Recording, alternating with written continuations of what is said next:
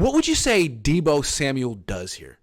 What is his role in the offense? Like, if you had to explain to someone who doesn't watch the 49ers how Deebo gets his touches now, what would you say?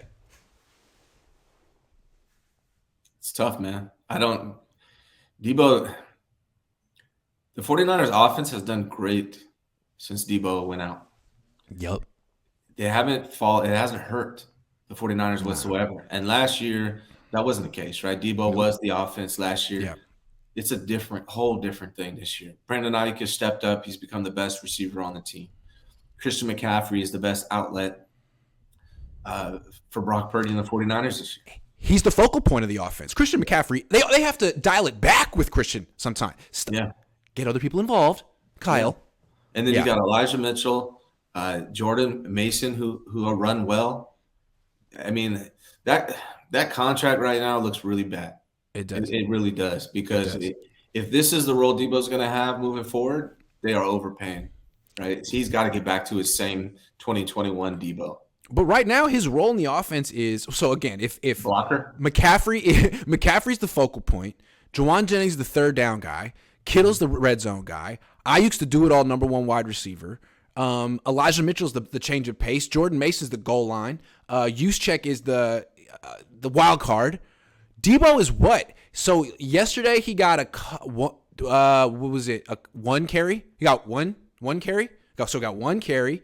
That he'll get that sweep in the red zone just to see if he'll score, which frankly that play's been better with Ray this year. And then he'll get like three, four screens. Four screens. That's his role. That's not enough. And Ray's better at that this year because Ray's in perfect tip-top shape, and Deebo still hasn't gotten there yet. When he's in tip-top shape, he's a problem, but he hasn't been there since the NFC Championship game. He doesn't have as good a hands as CMC. On those, he doesn't run as well. He runs more physical. He's a punisher in that regard. Mm-hmm. So you got to give him that. But he's got to really fight his way back. Hopefully, maybe he'll be a big contributor here in the playoffs and turn it all around. But if not, he's got to bust his ass during the offseason, get back to his peak physical condition, and justify this pay he's getting. Yeah, and I want to come back to what you said earlier, how good the offense performed without him. Like, that's true, because all of a sudden they're not forcing targets and carries to someone who frankly doesn't warrant them. I mean, this is a team that's got playmakers galore in the best shape of their lives, and he's not there right now.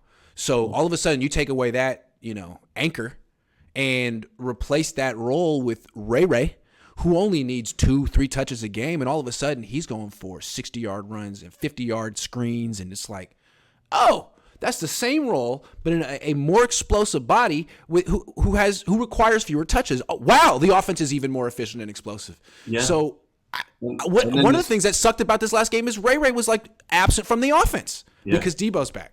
They got to both play. And then when Deebo was gone, so Deebo has a high drop rate.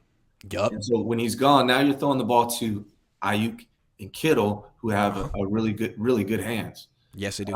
And Jennings. Which is it's a big difference. And McCaffrey.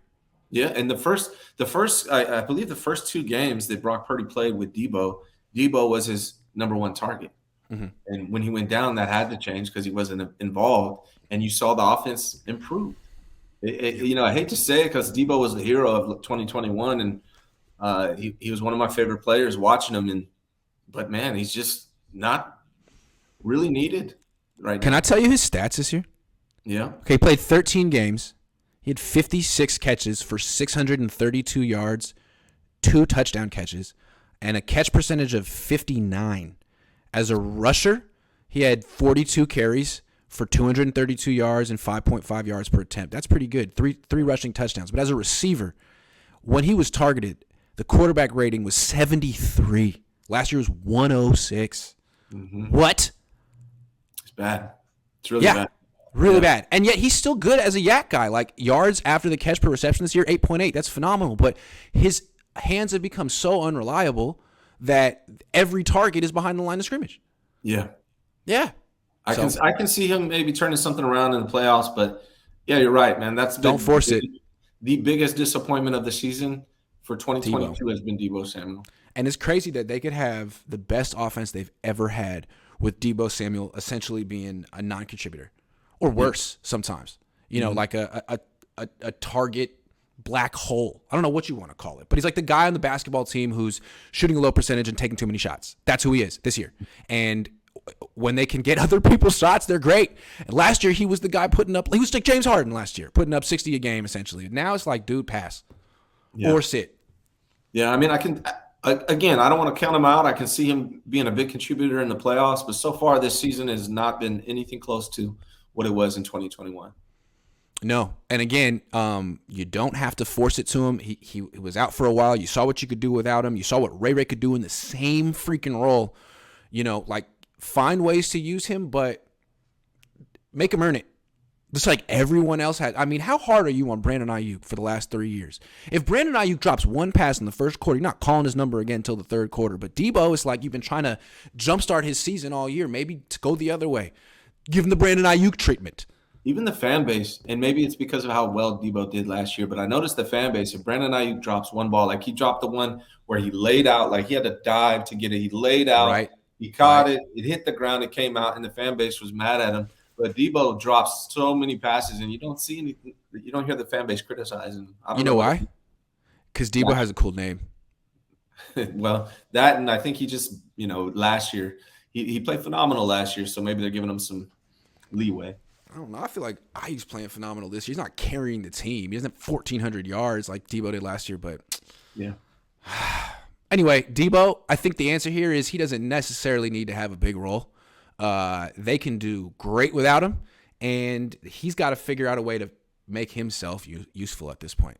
Yeah. And they got to figure out a way to make that contract palatable in the future.